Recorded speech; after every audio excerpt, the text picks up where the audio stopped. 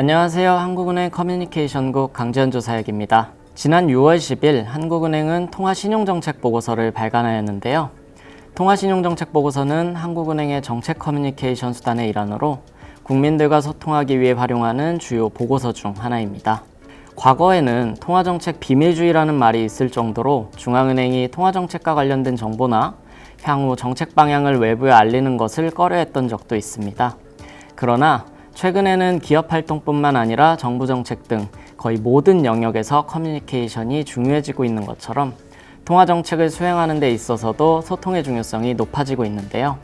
이런 관점에서 오늘은 통화신용정책 보고서는 어떤 보고서인지 알아보고 이번에 발표한 통화신용정책 보고서의 내용을 간략하게 알아보는 시간을 가져보도록 하겠습니다. 이를 위해 통화정책국의 강경하 과장님을 모셨습니다. 안녕하세요, 과장님. 안녕하세요. 통화정책국 정책협력팀 강경하 과장입니다. 경제가 발전하고 또 규모가 커지면서 다양한 금융상품들이 개발이 되고 또 금융시장도 매우 복잡해졌잖아요. 그러다 보니 금융시장과 연관성이 높은 통화정책도 이해하기가 더 어려워지고 또 그래서 중앙은행이 적극적으로 정책 커뮤니케이션을 활용하고 있는 것 같은데요. 그렇다면 이런 정책 커뮤니케이션은 정확히 무엇을 의미하는 건가요? 정책 커뮤니케이션은 중앙은행이 통화정책 수행 과정에서 경제 주체들과 금융시장과 행하는 일련의 소통 행위를 일컫습니다. 쉽게 얘기하면 중앙은행 본연의 역할인 통화정책을 수행하는 데 있어서 금융시장, 기업, 정부뿐만이 아니라 시청자분들을 포함한 일반 국민들에게 통화정책 결정 내용과 그 배경 등을 자세하게 설명하는 것을 의미한다고 보시면 됩니다. 정책 커뮤니케이션 수단을 생각해 보시면 더 쉽게 이해하실 수 있을 것 같은데요. 통화정책 방향 결정 이후에 발표되는 의결문과 이후 진행되는 총재님 기자간담회, 그리고 금융통화위원회 의사록 등이 있고 처음에 조사장님이 말씀해 주신 대로 통화신용정책 보고서도 주요 커뮤니케이션 수단 중에 하나입니다. 그러면 오늘 주제인 통화신용정책 보고서를 알아봐야 할 것 같은데요. 통화신용정책 보고서 첫 페이지를 열면 이런 말이 있어요. 한국은행법에 따라 통화신용정책 수행 상황에 대한 보고서를 연 2회 이상 작성하여 국회에 제출해야 한다. 그러면 한국은행법이 처음 만들어졌을 때부터 한국은행은 통화신용정책 보고서를 쭉 제출해 왔던 건가요? 통화신용정책 보고서가 최초로 발간된 것은 1998년입니다. 당시 한국은행법이 전면 개정되면서 통화신용정책 보고서의 국회 제출을 의무화했는데요. 처음에는 연 1회 이상이었는데요. 2004년 한국은행법 개정으로 연 2회 이상으로 바뀌면서 보고서 발간 횟수도 연 2회로 늘렸습니다. 그러면 처음부터 연 4회로 발간했던 것은 아니네요. 네, 2016년부터 연 4회로 확대했는데요. 커뮤니케이션이 중요하다는 인식이 점점 커지면서 이런 변화를 반영한 것이라고 볼 수 있습니다.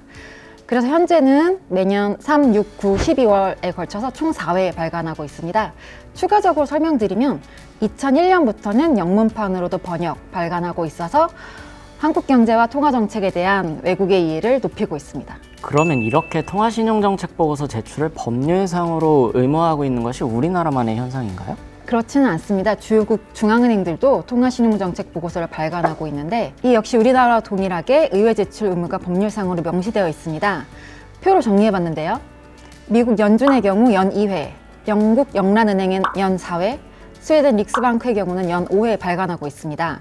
여기서 미국의 경우에는 연준 의장이 이 보고서를 가지고 국회에 직접 출석하여 설명하고 있기도 합니다. 그런데 과장님, 통화신용정책 보고서에는 국내외 경제 전반에 관한 많은 데이터들과 또 설명 자료들이 수록되어 있잖아요. 아마 그만큼 국민들께서도 많은 정보를 접하실 수 있을 것 같은데 사실 저도 경제학을 공부하던 학부 시절에 이론이 아닌 현실 경제를 좀 파악해보자 라는 생각으로 이제 한국은행 사이트에 와서 통화신용정책 보고서를 읽어보려고 시도를 했던 적이 있거든요. 그런데 당시 내용이 정말 많다 보니까 어디서부터 뭘 어떻게 읽어야 할지 정말 감이 안 잡히더라고요. 아무래도 이게 보고서다 보니까 조금 딱딱한 느낌도 있고 또 어려운 듯한 느낌도 있는데 이 보고서를 어떻게 접근하는 것이 좋을까요? 많은 내용을 담고 있는 만큼 어렵게 느끼실 수도 있는데요. 통화신용정책 보고서를 무작정 읽기보다는 이 보고서에서 어떤 내용이 담겨 있는지를 전체적으로 파악해 보시면 조금 더 쉽게 접근하실 수 있을 것 같습니다. 제가 간략하게 설명드리겠습니다. 보고서에서 가장 먼저 나오는 것이 개요, 즉 보고서 전체를 요약해주는 부분이 나오고 그 다음에 통화신용정책 운용 여건이 나옵니다. 이 부분에서는 세계경제, 실물경제, 물가, 금융 외환 시장의 순으로 국내외 경제 전반에 대한 현황들을 보여주는데 통화신용 정책이 어떠한 경제 상황하에서 운영되고 있는지를 보여주는 것입니다. 그 다음에 나오는 것이 통화신용 정책 운영 부분입니다. 앞서 설명드린 경제 환경 하에 통화신용 정책들이 실제로 어떻게 이루어졌고 그 배경은 무엇인지, 구체적으로 어떤 정책 수단들이 활용되었는지를 살펴보는 겁니다. 한국은행에서 기준금리를 어떻게 결정했는지, 금융중개 지원 대출과 같은 정책 수단, 그리고 금융시장 안정을 위한 대책들은 어떻게 운영되고 있는지를 보여줍니다. 다음으로는 향후 통화신용 정책 방향에 대해서 나오는데요. 우선 정책 운용의 기본 전제가 되는 경제 전망을 간략하게 살펴보고, 이어서 앞으로 통화신용 정책을 운영하는 데 있어서는 어떤 사항을 중요하게 감안해야 하는지 점검해보는 주요 고려사항이 있습니다. 그리고 향후 실제로 통화정책을 어떻게 운영해 나갈지 그 방향을 제시하고 있습니다. 추가적으로는 통화신용정책 보고서는 부록과 참고박스를 함께 수록하고 있는데요.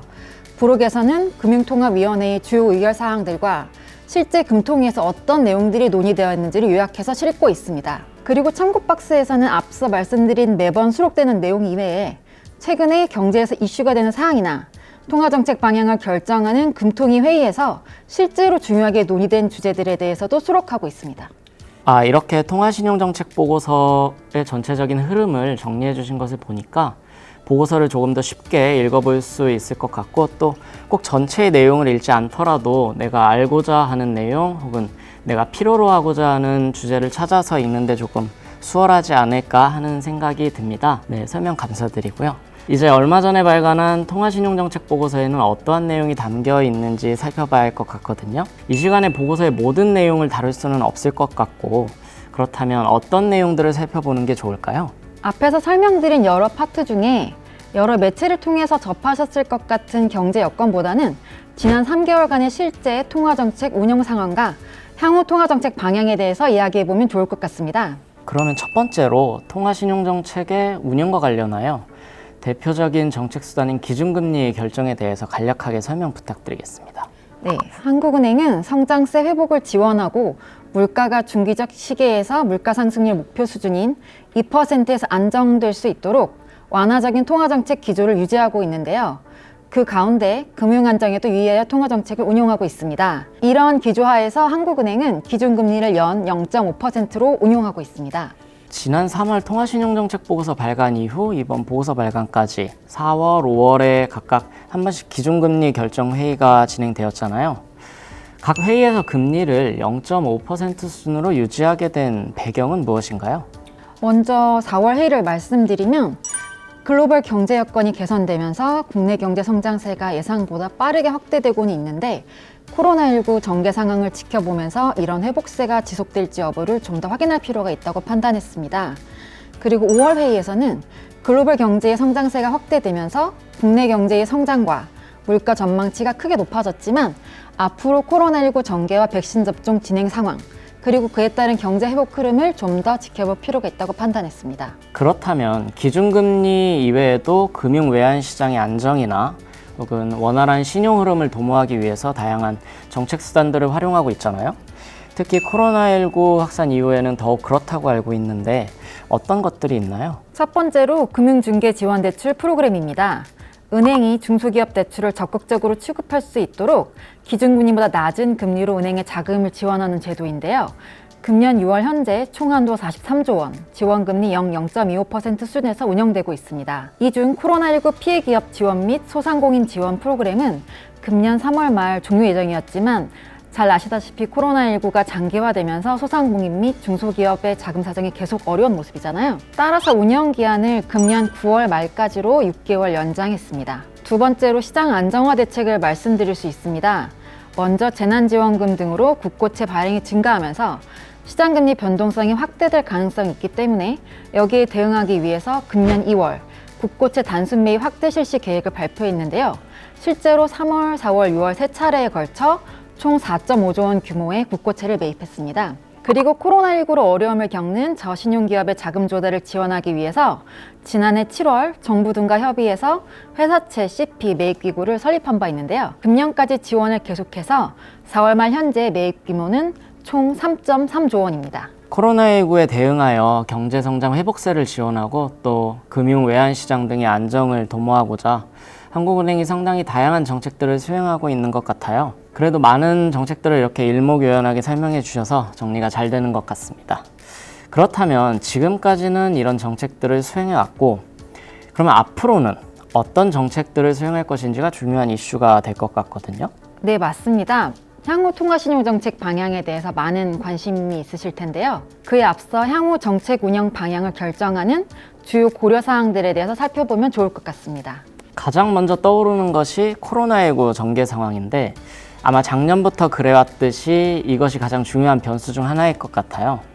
이것 이외에 다른 것들은 어떤 것들이 있나요? 네, 정확하게 말씀해 주셨는데요. 향후 국내의 코로나19 전개, 백신 보급 및 접종 상황, 그리고 이것이 국내 경제에 미치는 영향 등이 주요 고려사항 중 하나입니다. 이 밖에 글로벌 인플레이션 우려 증대, 그리고 국내외 금융시장의 위험 선호 지속 현상, 가계부채 및 주택시장 상황이 주요 고려 요인을 뽑힙니다.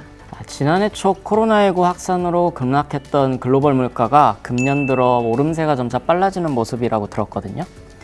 이에 대해서는 어떻게 보시나요? 최근 미국 등 주요국의 물가 오름세가 예상보다 빠르게 확대되면서 글로벌 인플레이션에 대한 우려가 증대되고 있습니다. 지난해 수요 급감으로 물가 오름세가 상당폭 둔화된 데 따른 기저효과, 경제활동 제약 완화에 따른 수요 회복, 그리고 원자재 공급 차질 등이 주요 원인으로 지적되면서 대체로 일시적 현상으로 평가하고는 있지만 물가 오름세가 지속될 수 있는 가능성도 여전히 배제할 수 없기 때문에 글로벌 인플레이션의 움직임은 유의해서 살펴보아야 할 것으로 생각하고 있습니다.